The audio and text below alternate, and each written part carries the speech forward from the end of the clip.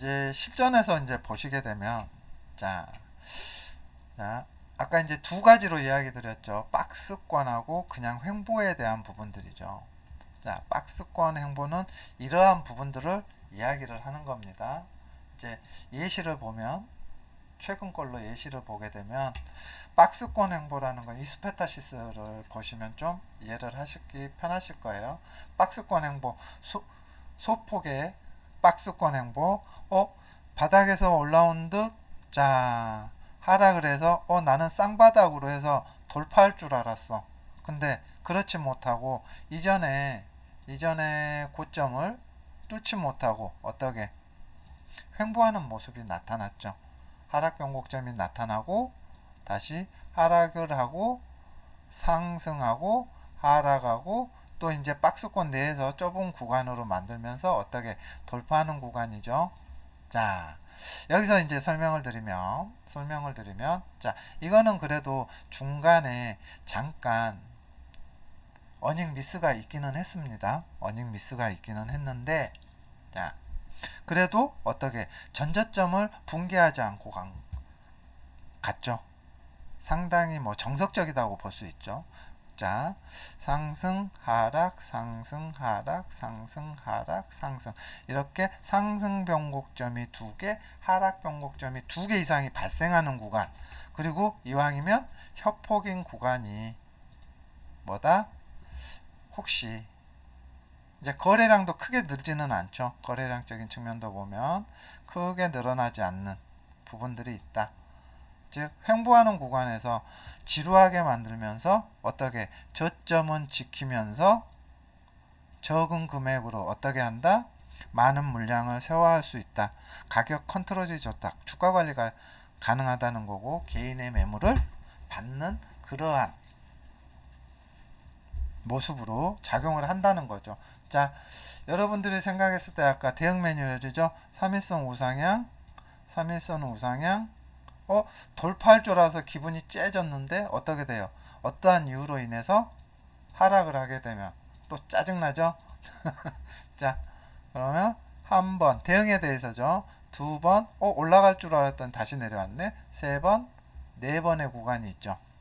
이거는 이제 중간중간 분할 매수가 가능하고 전저점을 이탈했을 때 손절이라고 했죠. 기계적인 손절. 기회비용을 좀 아끼기 위한 거였고 자 여기는 리스크가 적다 그랬죠. 근데 지루하다 그랬죠. 장점은 싸게 살 수 있다는 거였죠. 그게 자 근데 나는 그게 싫어. 난 싫어. 돌파할 줄 알아서 이제 샀어요. 근데 어떻게 리스크가 커지는 거죠. 그만큼 여기는 내려와도 마이너스가 조금밖에 안 되는데 여기서 사면 나 올라갈 줄 알고 딱 종가에 샀는데 어떻게 돼요? 내려오니까 이제 무슨 생각이에요? 공포죠. 짜증이죠. 그러면 여기서 에이 나 몰라 안 사. 시작 잘 안 나왔대. 에이 모르겠고 더 내려갈 것 같아. 찾아보지는 않는 거죠. 자 그러면 여기 이제 리스크가 크죠. 나는 올라갈 줄 알았더니 그랬더니 다시 한번 이렇게 해서 빵 올라가서 후에 보니 아이 또 후회하는 거죠. 껄 하면서 자 여기도 돌파할 때 샀는데 자 지금 현재의 모습이죠. 리스크가 크다 그랬죠.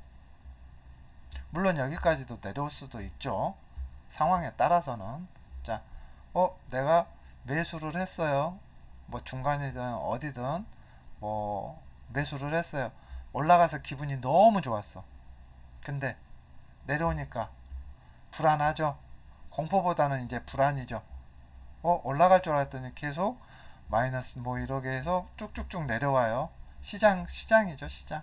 시황에 따른 거기 때문에 좀 이제 그런 부분도 또 알아봐야 되는 부분들이고, 그러면 나는 내려올 때 더 살 건지 여부예요. 그 부분은 이제 조금 생각을 하셔야 되는 부분이고 내려오는 동안에 많이 팔았는데 외국인이 많이 팔았는데 아니구나 기관 외국인이 팔았는데 오늘 여기 다시 예전에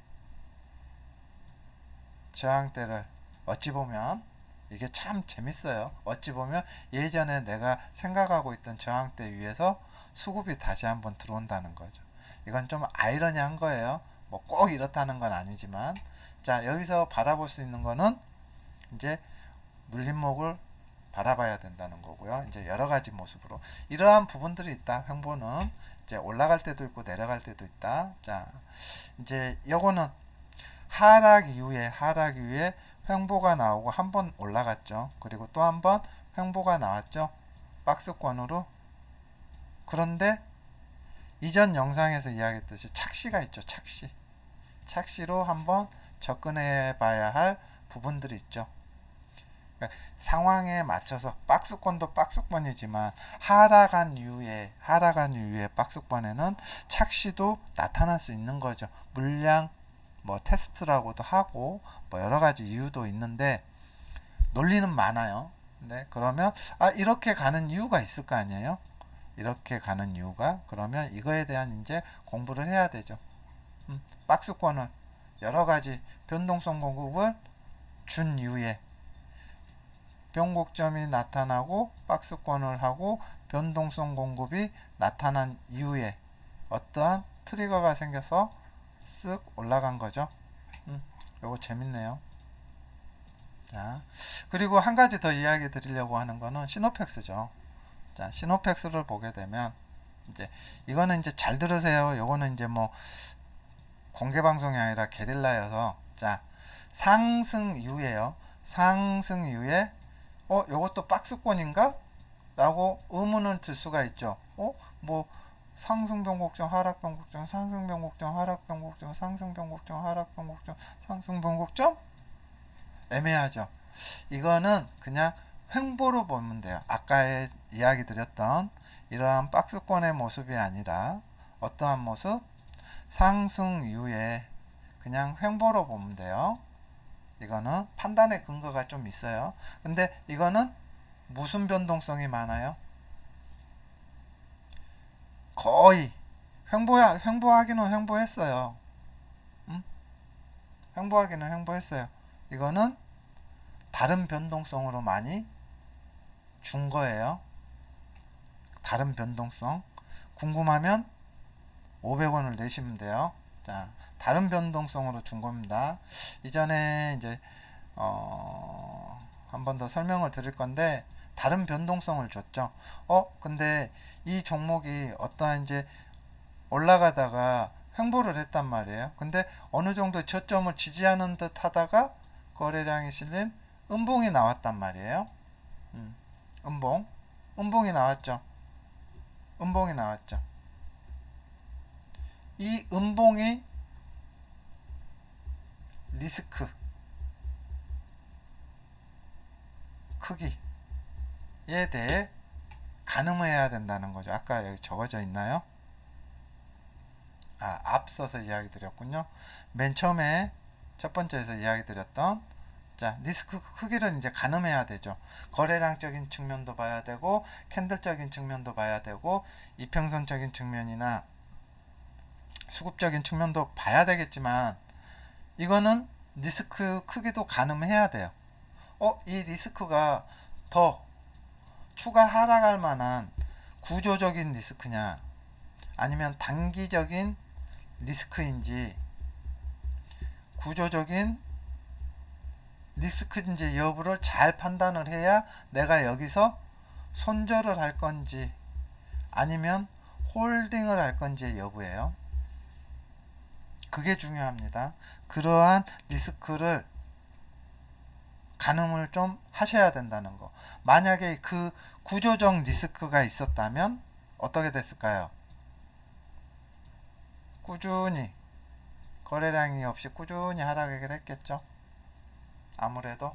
근데 그게 구조적이 아닌 일시적이고 단기적인 악재였다면, 그냥 나올 일이었다면, 추가적인 하락이 없이 어떻게 조금씩 옆으로 단봉이 나오면서 서서히 주가를 끌어올리는 거죠. 자, 그러면서 요것도 보시면 기간 조정이죠. 횡보. 그러다가 어떻게 횡보를 시키는 듯 하다가 한 방에 어떠한 호재 뉴스로 인해서 그리고 한 방에 내리기는 했지만, 자 여기서도 마찬가지죠. 내가 어떠한 이 기업에 대한 어떠한 큰 호재, 향후의 성장성을 바라봤을 때 올라갔다가 내려오면 이게 공포죠. 요거는 공포인데 요거는 싸게 살 수 있는 기회의 관점이 된다는 거죠. 즉 다시 제일 중요한 거는 뭘까요? 차트 분석이나 기술 분석이나 모든 걸 잘하는 것도 중요하지만 내가 어떠한 종목에 투자를 할 때 이 기업이 가지고 있는 어떠한 키팩터라든가 어떠한 트리거들을, 그러한 것들을 어느 정도 내가 먼저 인지하고 있으면, 물론 이게 화나요. 품목가 완료된 걸로 나와서 바로 뉴스에 이제 쏟아진 거거든요. 근데 그거는 이제 상승한 만큼 차익 실현을 한 거고, 거래량적인 측면도 이제 봐야 되겠지만, 자, 차익 실현을 한 걸로 보고 있고, 그렇다면 미래에는 그게 악재가 아니라 어떠한 호재의 재료성의 소멸로 봐야 되죠. 단기적인. 그러면 추후에 내가 이 기업을, 다른 기업도 마찬가지입니다. 다른 기업도 내가 이 기업, 어떠한 기업을 잘 알고 잘 공부해서 얘는 어느 정도 미래의 성장성이 어느 정도 있는지 여부를 판단을 했다면 내가 여기서 사고 싶었는데 못 산 사람들이 있단 말이에요. 그러면 올라가서 멀뚱멀뚱 쳐다보고만 있었는데 내려오니까, 만약에 그게 아직 단기적인 이게 악재가 불확실성이다기보다는 악재가 끝난다면 어느 정도 뭐 횡보하다가 매수세가 들어오지 않을까? 저는 그렇게 판단을 해요.